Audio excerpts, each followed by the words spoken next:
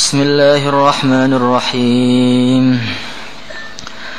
Laqad kana fi Yusuf wa ikhwatihi ayatul lis-sa'ilin. Laqad kana, sungguh telah ada fi Yusuf, dalam kisahnya Nabi Yusuf, wa ikhwatihi, dan saudara-saudaranya, ayatun, terdapat satu tanda, lis-sa'ilin, bagi orang-orang yang bertanya. Sayyidina Ibnu Abbas beliau mengatakan bahwa datang rahib-rahib Yahudi kepada Rasulullah sallallahu alaihi wasallam. Ketika itu Nabi sedang membaca surat Yusuf ini. Maka orang-orang Yahudi tadi mengatakan, "Man 'allamaka hadhil qissah?" Wahai Muhammad, engkau belajar dari mana kisah ini? Karena kisah ini begitu mirip sekali dengan yang ada dalam kitab kami, kitab Taurat. Maka Rasulullah sallallahu alaihi wasallam beliau bersabda, "Allahu 'allamani." Yang ngajari saya surat Yusuf ini adalah Allah Subhanahu wa ta'ala. Maka ketika itu juga Yahudi dan bala tentaranya dan anak buahnya masuk Islam. Laqad kana fi Yusuf wa ikhwatihi ayatul lis-sa'ilin. Dalam kisahnya Nabi Allah Yusuf ini ada tanda kebenaran Rasulullah, bahwasanya Nabi itu benar-benar utusannya Allah Subhanahu wa ta'ala, bukan karangan manusia, bukan bikinan sendiri. Jadi kalau kita renungi dalam kehidupan Rasulullah sallallahu alaihi wasallam sendiri, itu sebenarnya banyak ayat, banyak tanda-tanda yang menunjukkan kenabian beliau. Kenapa Rasulullah sallallahu alaihi wasallam tidak dilahirkan pada hari Sabtu, hari yang disucikan oleh orang-orang Yahudi? Kenapa Nabi ini tidak dilahirkan pada hari Minggu saja, hari Ahad, hari yang disakralkan, disucikan oleh orang-orang Nasrani? Kenapa beliau itu tidak dilahirkan pada hari Jumat saja, hari yang suci menurut orang-orang Arab, hari yang dulu Hawa berjumpa dengan Nabi Allah Adam alaihi salatu wassalam, hari yang istimewa? Tapi Nabi ini dilahirkan pada hari Senin, hari yang tidak memiliki kelebihan apa-apa, yang secara zahir tidak memiliki keistimewaan apa-apa. Beliau juga tidak dilahirkan pada hari Arafah, yang mana semua orang kumpul menjadi satu di padang Arafah sana. Ribuan orang, bahkan jutaan orang kumpul. Tidak. Beliau juga tidak dilahirkan pada 10 Muharram. Padahal 10 Muharram ini hari yang betul-betul istimewa menurut semua orang. Nabi Musa diselamatkan pada 10 Muharram. Nabi Nuh diselamatkan pada 10 Muharram. Tetapi Nabi ini dilahirkan bukan pada hari-hari besar, tapi pada hari yang tidak ada keistimewaannya, hari Senin. Bulannya pun bukan bulan-bulan yang hebat, Ashhurul Hurum, Muharram, bulan-bulan yang lain, atau bulan Ramadan sekalian, atau bulan Dzulhijjah, yang mana semua orang kumpul menjadi satu ketika haji. Tidak. Beliau itu dilahirkan pada bulan apa? Rabiul Awal. Apa itu? Ini bulan yang tidak memiliki keistimewaan, majhul indal Arab. Orang Arab tidak mengetahui apa keistimewaan bulan Rabiul Awal ini.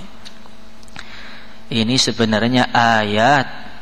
Di sinilah ada satu tanda kerasulan, satu tanda kenabian Rasulullah sallallahu alaihi wasallam.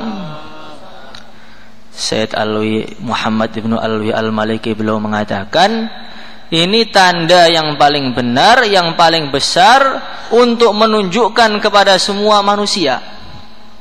Wahai para manusia, kamu lihat, Perhatikan, Muhammad itu bukan mulia karena harinya, bukan mulia karena bulannya, bukan mulia karena sukunya, bukan. Tapi harilah yang akan menjadi mulia karena di dalamnya terdapat Rasulullah sallallahu alaihi wasallam. Bukan Nabi kemuliaannya bergantung kepada hari, bergantung kepada bulan, bukan. Justru bulanlah, Rabiul Awal lah yang menjadi bulan yang terhebat karena di dalamnya dilahirkannya Rasulullah sallallahu alaihi wasallam. Maka satu ulama mengatakan, "Ma madahtu Muhammadan biqasidati walakin madahtu qasidati bi Muhammadin." Bukannya saya ini memuji Nabi Muhammad dengan syair-syairku, tidak. Nabi Muhammad tidak akan tambah mulia dengan saya puji, enggak akan tambah. Justru pantun-pantun saya, syair-syair saya lah yang akan menjadi istimewa karena di dalamnya memuji Rasulullah. Nabi pujian kita lah yang menjadi istimewa karena dalamnya ada nabinya. Laqad kana fi Yusuf wa ikhwatihi ayatul lis-sailin. Tetapi ayat-ayat semua ini, Al-Quran ini hanya bisa dipahami oleh orang-orang yang hatinya memang jernih. Kalau orang hatinya diisi kesyirikan, diisi kesombongan, diisi kehasatan, gak akan paham. Walaupun dia sudah menghafalkan Al-Quran kubro 10 kali, walaupun dia Bukhari, Muslim, Minhaj hafal semua, tapi kalau dalam hatinya tadi ada hijab kesombongan, hijab iri, riya, tidak akan bisa memahami Al-Quran, tidak akan bisa. Maka ulama-ulama zaman dahulu itu, di samping mereka itu mentarbiyah santrinya untuk belajar agama, belajar fikih, tafsir, mereka juga mentarbiyah santrinya untuk tazkiyatun nufus, untuk membersihkan hati dari kotoran-kotoran yang mengganggu untuk pemahaman Al-Quran ini. Maka dulu ada satu ulama besar, pimpinan Darul Ifta, fuqaha yang menjadi rujukan semua ulama ketika itu, muhakkik, mudakkik, orang yang betul-betul alim sekali, namanya Syekh Himri. Beliau itu sudah hafal segala kitab, tapi beliau itu merasa dalam hati saya ini seperti ada yang ganjel nih apa. Untuk memahami Al-Quran itu seperti ada hijabnya, ini apa? Oh, saya tahu, ini karena saya itu banyak akhlak-akhlak yang buruk dalam hati saya ini. Maka sekarang saya mau mesantren lagi. Ini sudah menjadi figur, sudah menjadi ikon, orang yang begitu istimewa, begitu terkenal, santrinya ribuan. Karena beliau merasa dalam hatinya ada perkara yang ganjel tadi, rela ditinggalkan pondoknya, rela ditinggalkan santrinya, ditinggalkan masanya untuk belajar agama lagi. Akhirnya beliau datang ke satu ulama yang sangat zuhud, ulama yang sangat zuhud, sangat soleh, seorang wali besar, namanya Syekh Ahmad Az-Zahid. Ketika Syekh Himri tadi datang, maka pintu masjidnya itu masih dikunci. Syekh Ahmad masih di dalam, pintu masjid itu dikunci semuanya. Namanya latar belakang ulama, hari-hari megang syariat. Melihat masjid dikunci ini ngamuk beliau, ini gimana masjid dikunci, hukumnya bagaimana itu? Dicaci maki semua orang di situ. Menurut fikihnya begini, dalilnya begini, halaman ini, khilafiyatnya ini, diteriakin, dicaci maki semua santrinya yang ada di situ semua. Haram ini hukumnya ngunci masjid ini. Mungkin seperti itu. Maka Syekh Ahmad di dalam mengatakan, wahai santri-santriku, kalian keluar. Itu di luar ada ulama sedang teriak-teriak. sedang marah, kamu tulis. Marahnya ulama itu ilmu. Walaupun dia mencaci maki itu ilmu semua, kamu tulis itu bab masjid. Ditulis kamu 1,5 jam sampai jadi satu buku khusus bab mengenai hukum-hukum masjid. Saking hebatnya tadi. Maka syekhnya tadi masuk sowan dengan Syekh Ahmad. Syekh, saya ini datang ke sini mau belajar kepada Tuhan, tazkiyatun nufus, membersihkan hati. Ini seorang ulama besar datang kepada ulama yang secara zahir itu di bawahnya tingkatan ilmunya. Saya mau belajar karena hati saya itu ganjel, kayak ada hijab untuk memahami Al-Quran ini. Maka Syekh Ahmad mengatakan, tidak, pulang sana kamu itu, nggak pantas kamu belajar agama. Mana ada santri datang ustadznya sudah dicaci maki, diumpat, dimarahin. Santri macam apa kamu itu? Sudah pulang sana, nggak layak kamu, nggak layak belajar agama, kamu pulang sana. Hati kamu tuh busuk.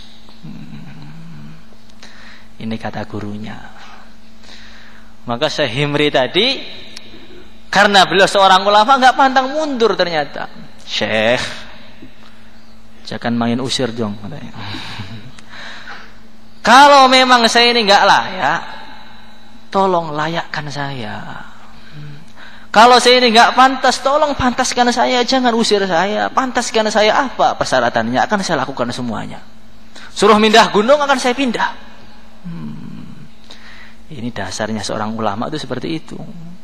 Ketika belajar agama dia nggak pantang mundur, walaupun rintangannya datang 1000 rintangan, diusir gurunya nggak mau pulang. Benar, benar Syekh. Kamu siap? Siap, apapun. Ya, sekarang kamu di sini, saya tugaskan ngeroi kloset itu. Ini ulama, ahli fikih, ahli hadis, muhaddithin ditugasi bersihkan WC-nya anak SP. Semua WC pondok saya hilangkan petugasnya, kamu petugas kebersihan bersihkan seluruh WC di pondok ini sendiri. Bagaimana? Kamu siap? Sehingga itu paham. Untuk membersihkan hati ini nggak mudah. Harus siap digembleng sampai hampir hancur lebur, bangun kembali. Gimana? Siap apa enggak? Sampai hampir hancur lebur? Benar? Maka setiap hari beliau gosoi pakai serban. Ulama sepuh ini bersihkan WC santri satu persatu.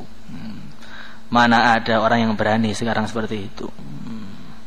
Baru jadi amir kamar nggak mau nyuci lengser.